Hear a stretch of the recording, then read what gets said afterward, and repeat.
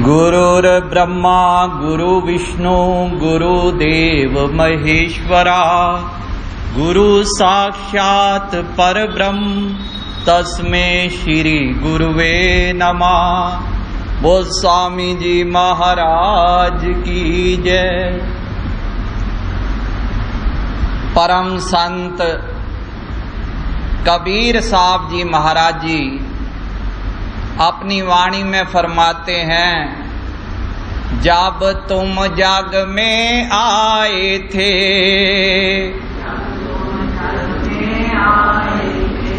जग हंसा तुम रोए,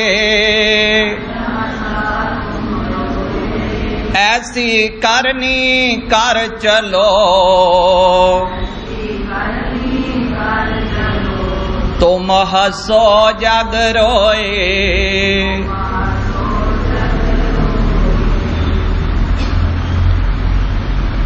जीवन की यात्रा जब आरंभ होती है, कोमल अंग होते हैं, कोमल मन होता है, निर्मल, फिर धीरे धीरे इस पे कालिख चढ़ती है। अहंकार युवावस्था तक पहुंचते पहुंचते पराकाष्ठा पे पहुंच जाता है।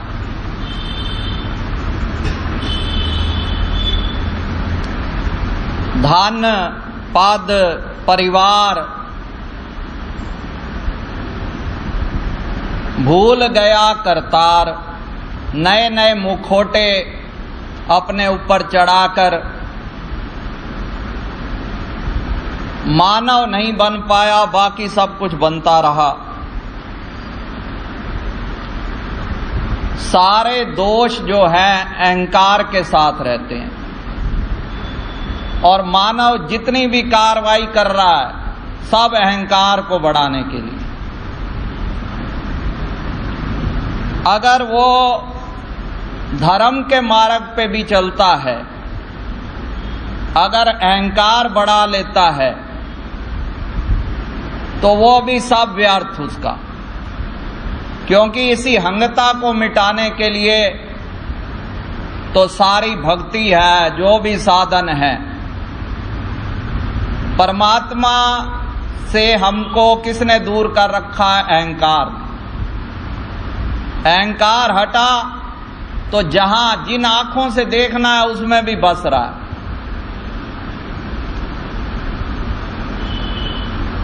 हर जगह मौजूद है लेकिन नजर आता नहीं। अहंकार मिटाए बिना कोई उसे पाता नहीं। आप जैसे बिरले बिरले गुरमुखों को भाग्य से जब यह सत्संगति प्राप्त हो जाती है तो विचार विवेक जागृत होता है कि ये जो यात्रा चल रही है इसका और छोर कहाँ है, कहाँ से आया हूं, कहाँ जाना है, क्या करना है, क्या नहीं करना। सुबह से शाम बस दौड़े जा रहा है, दौड़े जा रहा है। एक भला मानस थोड़ा भुलक्कड़ था, ट्रेन में अपना यात्रा कर रहा।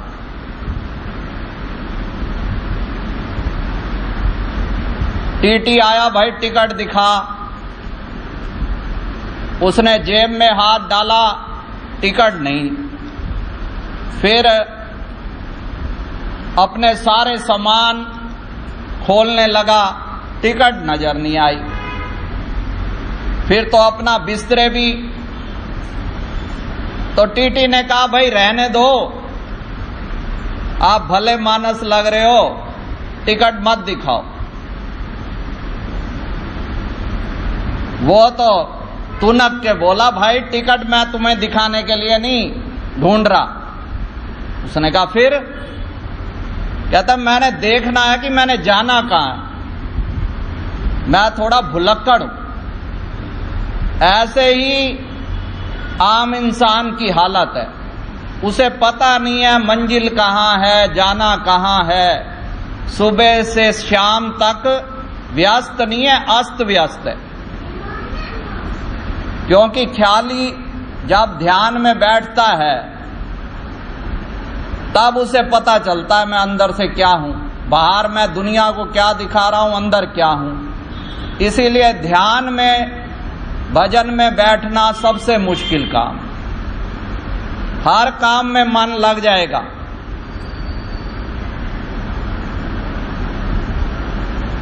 फिल्म देखने जाएंगे, वहां अपना होश नहीं है, एकाग्र हो जाएंगे।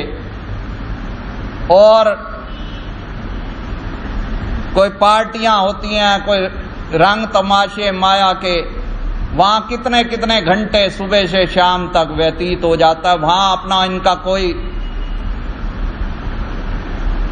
भजन में जैसे ही बैठेगा, क्योंकि अंदर जो शोर है, अंदर शांति है नहीं,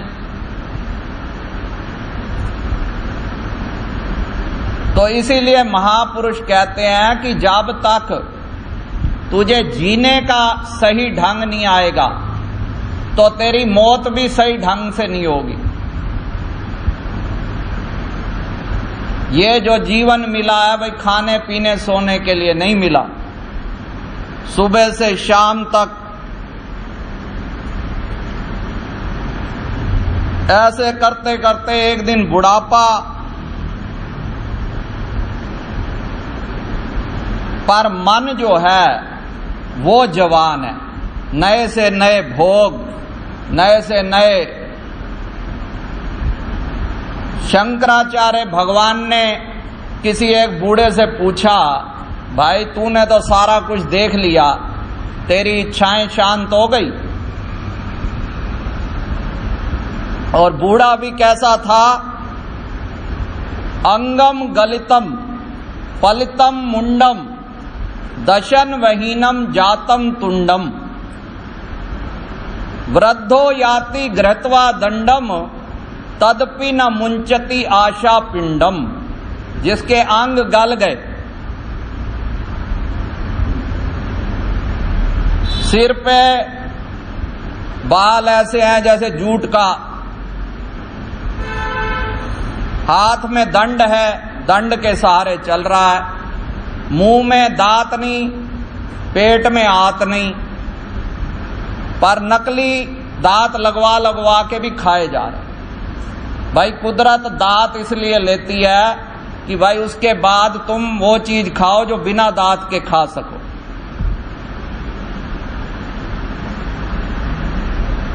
कोई ऐसी पिज्जा बर्गर जो खाने हैं जब तक दांत हैं तब तक खा लो, क्योंकि बाहर तो दांत लगवा लोगे, आंत में कहां लगाओगे?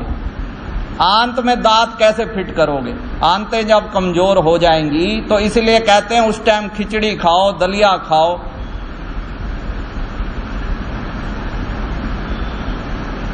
श्री आनंदपुर में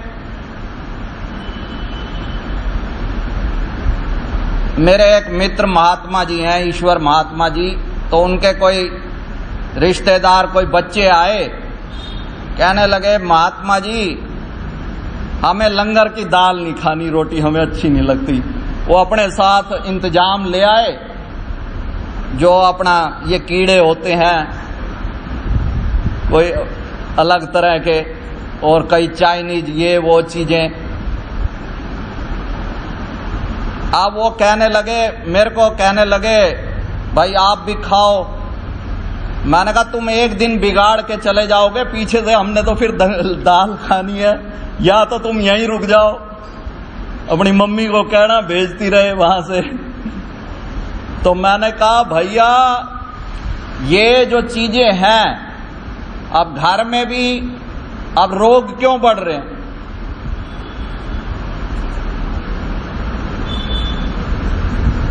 ये जो मैदा है इन्हीं के ही तो बने होते हैं। फिर वही डॉक्टर के पास जाओ। एक सज्जन ने कहा कि जितना हम खाते हैं उससे आधा हमारे लिए पर्याप्त है।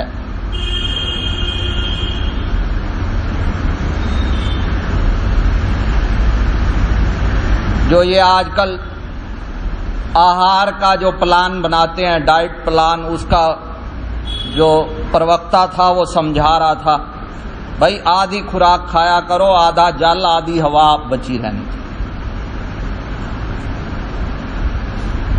तो एक व्यक्ति खड़ा हुआ, कहने लगा महाराज फिर हम इतना जितना आधा पर्याप्त है तो आधा और किसके लिए खाते हैं? उन्होंने कहा आधा और खाते हो डॉक्टरों को फीस देने के लिए। ये जो जुबान का जायका है, इससे ना मन कंट्रोल होएगा, शरीर भी बिगड़ेगा। तो इसलिए वो कहते हैं कि हर पल हमारी जब दृष्टि होनी चाहिए, भाई हमारी भक्ति में कोई तरक्की हो रही है, उन्नति हो रही है, जो हमारी ये यात्रा है, क्योंकि मृत्यु जो है वो पल पल पास में आ रही है। जब से हमने जन्म लिया है, हम बड़े नहीं हो रहे, छोटे हो रहे। अब जब मृत्यु हो जाती है, तब क्या दिखावा होता है, कितने लोग वास्तव में दुखी हो रहे होते हैं। कोई ग्रह के द्वार तक जाएगा, कोई कागा रोली करेंगे, कोई दिखावा करेंगे,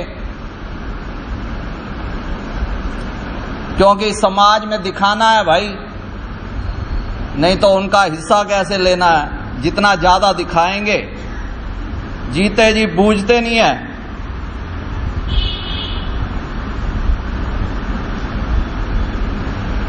शरीर पड़ा है वैसे ही, बस उसमें से कुछ तत्व है जिसको जीवन में हमने कभी विचार नहीं किया। भाई क्या उसमें से ऐसा निकल गया, हाथ भी वही है, शरीर भी वही है, जिसके बाद वो सारी एक्टिविटी खत्म हो गई, बॉडी वैसे ही पड़ी है। उसके ना रहने से उसको घर में जल्दी से जल्दी भाई कोई निकालो आप इसको, बॉडी खराब ना हो जाए। तो ये सब जो स्वांग हैं, जैसे एक महात्मा सत्संग कर रहे थे कि इस जगत में जितने नाते हैं सब स्वार्थ के मीत हैं। तो एक प्रेमी बैठा था, कहने लगा नहीं महाराज ऐसे नहीं, हर तरह के लोग होते हैं। मेरी पत्नी तो मुझसे बड़ा अथाह प्यार करती है, मेरे बिना वो भोजन नहीं खाती, मैं उसके बिना नहीं रह सकता। हमें तो ऐसे लगता है जन्म जन्म के नाते हैं, जैसे इनके डायलॉग बाजी होती है संसार की। तो महात्मा जी ने कहा भाई तू परीक्षा कर ले, मैं तुझे एक दवाई देता हूं, उस दवाई के तू अपना सेवन करना और तेरे प्राण, उसने कहा मैं मरना नहीं चाहता, उसने कहा मरेगा नहीं, तेरे को अंदर से होश भी बना रहेगा, पर दूसरों को लगेगा भाई और इसका तो हो गया राम नाम सत्य, मैं फिर आऊंगा और दूसरी बूटी दूंगा, तू सही हो जाए। उसने कहा ठीक है। उस दिन घर गया, उस दिन पत्नी ने, इनको खीर पूड़ी बहुत पसंद थी, खीर पूड़ी बनाई। उन्होंने कहा जी हाथ मुंह धो के आओ, खीर पूड़ी बनाई है आज, मिल के खाते हैं। अब इसने अपना उसी समय वो बूटी सेवन कर ली और एकदम, अब पत्नी ने देखा भाई ये तो हो गई छुट्टी, अच्छी तरह से हिला उलू के देखा।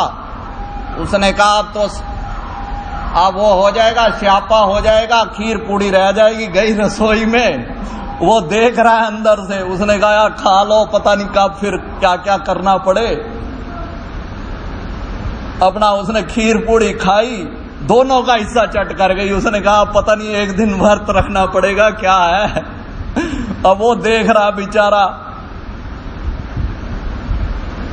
अब क्या हुआ, उस जहां शरीर छोड़ा वहां से जो दरवाजा था वो चौखट जो सकरी थी थोड़ी,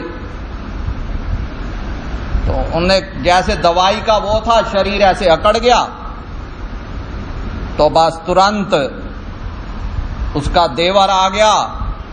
बस फिर वो आने लगे, उन्होंने कहा ये जरा चौखट है ना जो काटनी पड़ेगी, क्योंकि अब ये शरीर निकालना है इधर से। तो उसकी घरवाली बोली, भाई चौखट क्या है, घुटना है थोड़ा सा, शरीर तो अब ये किसी काम का नहीं है, थोड़ा चटका दो। अब यहाँ पे चौखट, अब ये गाड़ी गिर ना पड़े, कहीं और लगवाना पड़ेगा खर्चा, अभी ये भी चला गया कमाने वाला। तो वो बेचारा विचार करके बड़ा, उसी टाइम संत महापुरुष आ गए और उसने जैसे ही होश में आया ये कहा कि अब मैं भी बाबा बनता हूं महाराज, देख लिया। उन्होंने कहा बाबा बनने की जरूरत नहीं है, खाली बाबा शरीर को नहीं रंगना, अंदर से वैराग होना जरूरी है। बाबा भी बन जाए, अंदर से वैराग ना हो, अब तेरा ये ग्रस्त ही धर्म है, इस धर्म को ही निभाना है। जो भी धर्म हो, बनना हो तो बाबा जवानी में बने, बुढ़े होके आ जाए वहां पे आनंदपुर में एक सेवादार और देना पड़े, कई या बुढ़े होके चले जाते हैं आनंदपुर में। तो वो कह रहे जो काम करना है जवानी में, भजन करना हो, अब नौकरी वहां पे नौकरी भी रिटायर कर देते हैं, तो सतगुरु की नौकरी करनी है वो भी जवानी में। तो गृहस्थ धर्म में भी है, अगर भाई अंदर से उसको ये हो कि ये तो सब मेरा एक फर्ज है दुनियावी, असली काम जो है, क्योंकि जो मैंने अहंकार बनाया है ये सारा एक दिन कहाँ आ जाएगा, ये सारी हड्डियां एक दिन मटके में आ जाएंगी। अब मटके में जी घर में मत रखो, अशुभ होते हैं, चलो जी इनको कहीं पे मंदिर में टांगो, मंदिर वाला पुजारी करेगा नहीं, वहां पेड़ पे टांगो। अब रास्ते में ले जा रहे हैं हरिद्वार, वहां साथ वाला यात्री देख रहा, भाई ये मटके में क्या आ रहा है, नीचे रख सीट के। पहले तो फर्स्ट क्लास में जाता था, अब वो जिस खोपड़ी को चढ़ाने के लिए ना जाने क्या क्या करता था, उस खोपड़ी को अब सीट के नीचे डाल दिया मटके में। अब कहते हैं भाई 13 दिन तक जो आत्मा है वो सारे ड्रामे देखती है। अब उसको ख्याल आता है, पर अब वो कुछ कर नहीं सकता, क्योंकि माध्यम ये शरीर है। अब वो सबको देख रहा है, रिश्तेदारों को, कि इधर से शमशान यात्रा में, इधर हमारा दाह संस्कार कर रहे हैं, उधर वो किसी के सिर में चकरा रहा है, चलो जल्दी चलो, जल्दी जल्दी करो। किसी की टिकटें बुक हुई पड़ी हैं घूमने की, तो वो कह रहा चलो ये तो गया। कोई कहता है भाई मरना था संडे को मरता, आज क्यों मर गया, एक छुट्टी और खराब हो गई। तो ये सारे ये हकीकत है, पर इसका मतलब ये नहीं है कि तुम चले जाओ भाई, चलो भाग जाओ। कहां भी भागोगे अगर मन में वैराग नहीं है। कहते हैं घर छोड़ वन खंड जाइए, चुन चुन खाइए कंदा, अजो विकार न छोड़िए पापी मन गंदा। अब हरिद्वार ऋषिकेश में क्या है, वहां पेड़ पे लोगों ने कब्जे बना रखे हैं, कई बाबाओं ने, कि ये मेरा पेड़ है। फर्क क्या है, किसी ने कह दिया ये मेरी कुटिया है, ये मेरा मकान है। असली चीज तो मेरी छोड़ना है, मेरापन। मेरापन जिसने छोड़ दिया वो हर हाल में खुश है। और अगर मेरापन लाखों रुपए है, राजा जनक कहते हैं सारा राज काज करते हुए निर्लिप्त रहते थे, तो वो हर जगह निर्लिप्त है। तो वो कहते हैं चाहे वन खंड में जाएगा फिर भी मन तो साथ है, मन तो वहां पर भी तैयार है। तो वो कह रहे हैं जो साधन मिले हैं वहीं अपना भजन कर। यहां जंगलों में जाएगा, खाने को कोई वहां आलू ढूंढ रहे हैं, उनको उबाल के मच्छर खा रहे हैं, अपना पंखा चला के भजन कर।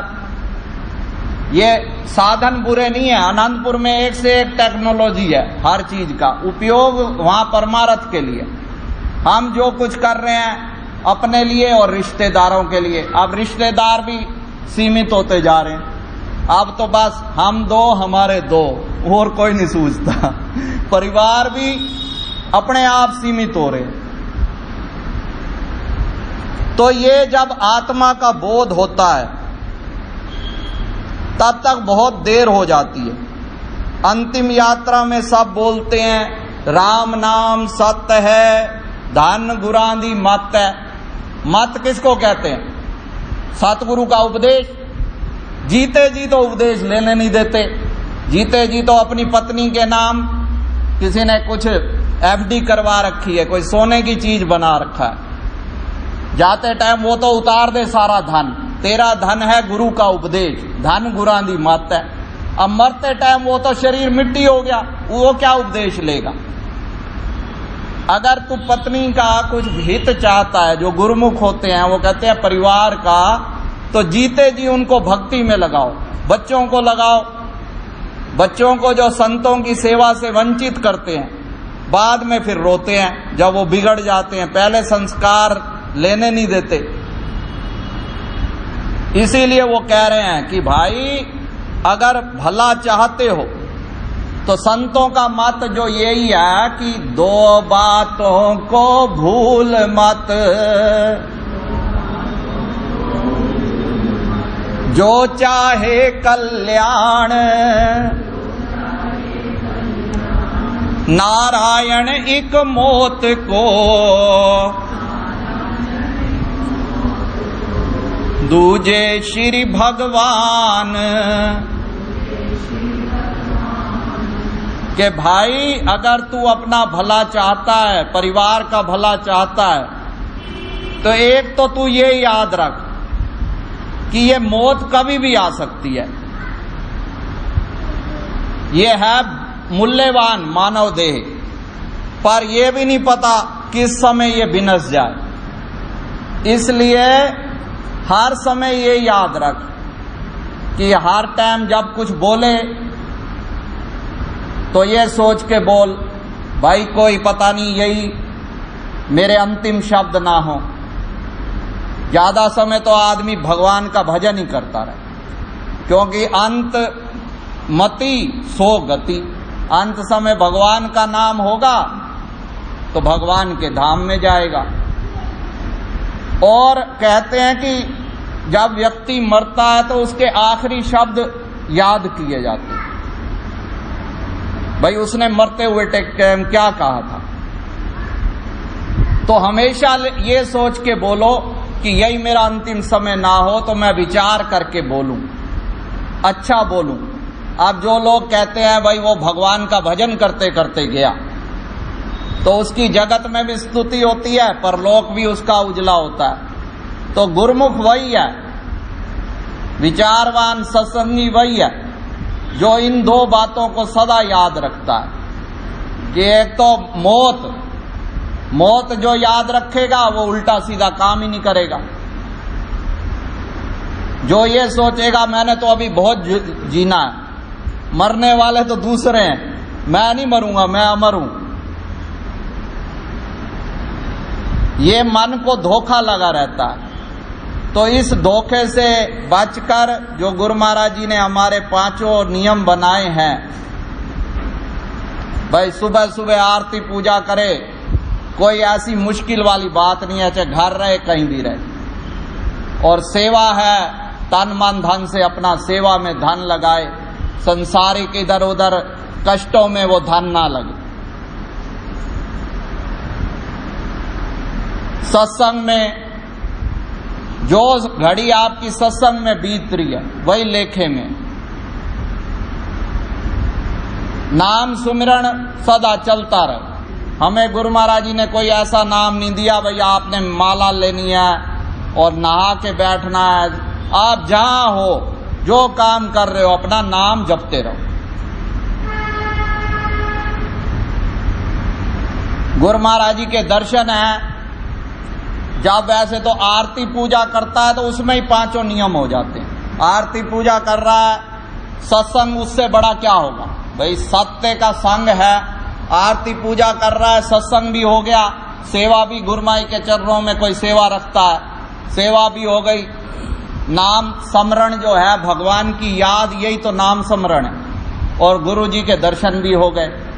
और दर्शन जैसे ही होते हैं, वास्तव में जब दर्शन होते हैं तो सारे पापों का अंत हो जाता है। भगवान राम कहते हैं मेरे दर्शन का फल अमोघ है, जो मेरे दर्शन करता है वो सहज स्वरूप को प्राप्त हो जाता है। वो स्वरूप क्या है कि हम जो सब हैं उस मालिक के ही अंश हैं। वैसे हमारा स्वरूप ये, जब हम अपने आप को भूल गए हैं तभी लिए हम दुखी हैं।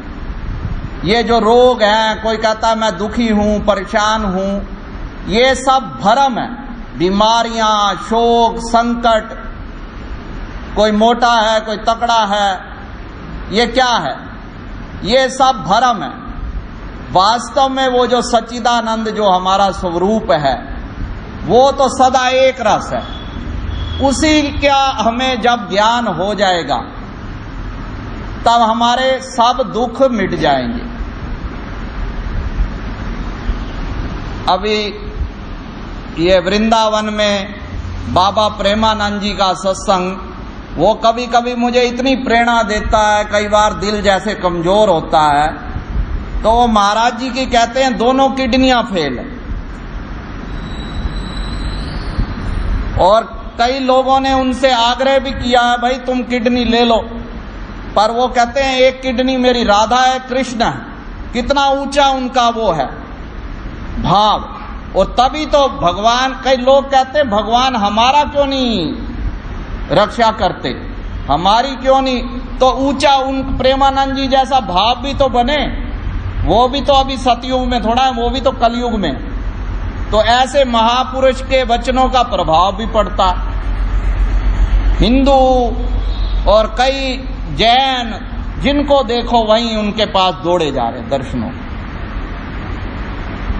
तो उनसे अब कई बार बाई जी मेरे को कहती है तू बड़ा कमजोर हो गया, कमजोर हो गया। तो कई बार मैं कहा वो उनको देखो, आत्मा जो है, आत्मा वो कमजोर नहीं होनी चाहिए। शरीर तो कितना बचा लो, कब तक मरोगे? 10 साल ज्यादा जी लोगे धरती पे। किसी की 4 दिन की जिंदगी काम करती है। कोई, अब रावण कितना बलवान था, कोई उसकी महिमा गाता है? तुम्हारे कोई बच्चों का नाम रावण रखोगे क्या? तो बलवान होने से क्या होगा? और ज्यादातर देखा जाता है जो भगत आदमी होंगे वो सुकड़े साकड़े ही होंगे, क्योंकि उनको अहंकार भी किस चीज का आएगा? हमारे जैसे आदमी को क्या अहंकार आएगा? बलवान हो जाएगा तो वो अपने आप को, भाई मैं तो बहुत बड़ा हूं, उसको संभालना भी तो मुश्किल है पावर को। तो भगवान ने जो हमें बनाया वही बहुत बढ़िया, उसी में शुक्र है। तो जब गुरु महाराज जी ने अपना सत्संग करवाना होता है, अपने आप पावर ही दे जाते हैं। हमारे स्वामी जी महाराज जी, पूजनीय स्वामी हर्षवर्धनानंद जी महाराज, अब बाई जी जैसे कई बार बेनती करती थी वहां, भाई स्वामी जी, भाई पुरानी अवस्था में, प्रौढ़ अवस्था में थोड़ी तबीयत जो थी नाजुक हो गया शरीर। जब सत्संग करते थे तो स्वामी जी ऐसे वो मेज ऐसे गरजते थे, दुनिया हैरान, भाई बीमार तो भाई जी आप लग रहे हो, वो स्वामी जी तो अपना। तो ये जो होती है शक्तियां, हम सब तो क्या है, कठपुतलियां। कठपुतलियों को नचाने वाला वो है। तुम कितनी चालाकी कर लो, कुछ कर लो। जैसे कोई रोबोट है, उसको कोई पीछे से ऑपरेट कर रहा है, इंजीनियर बैठा हुआ कंप्यूटर से। अब रोबोट के हाथ में क्या है? ऐसे हमें जो ऑपरेट करने वाला है वो परमात्मा है। तो हमें तो आखिर में वही जो हमने एक मंत्र, जो सब गुरु महाराज जी की कृपा से एक मंत्र जो प्रकट हुआ, श्री परमहंस शरणम गच्छामि, श्री परमहंस शरणम गच्छामि। श्री परमहंस शरणं गच्छामि। कितनी बड़ी बाधा हो, कितनी बड़ी परेशानी हो, बस सच्चे मन से ये 3 बार मंत्र बोल के गुरुमाई के आगे थोड़ी देर ये भाव बना ले, उसी टाइम बदल जाती है हालत दिल गुरु पूरण के मिलते ही, कि गुरुमुख काल चक्कर से सहज ही छूट जाता है। बोलो जयकारा बोल मेरे